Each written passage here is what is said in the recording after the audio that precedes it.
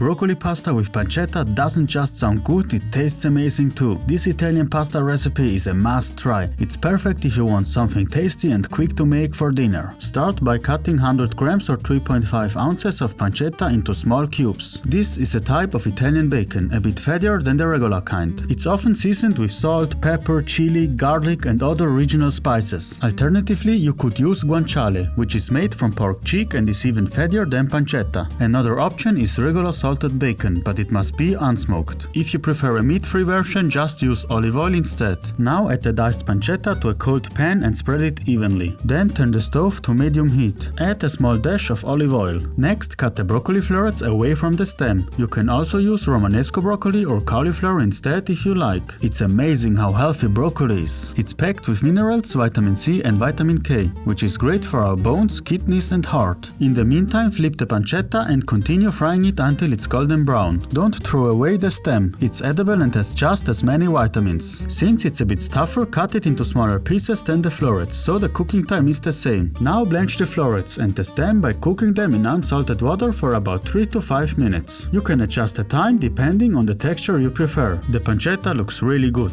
but isn't quite ready yet. Flip it again and let it fry for a few more minutes, until it's nicely cooked through. In the meantime, slice the chilies. Adjust the amount depending on how spicy you want it. If you prefer no spice at all, you can skip or replace them with milder chilies. They still bring a nice flavor to the dish and act as a natural flavor enhancer. Next, chop a clove of garlic into small pieces. If you prefer a milder garlic flavor, you can leave the clove whole with the skin on. If you're enjoying the video and want to support us, feel free to give it a like and subscribe to our channel.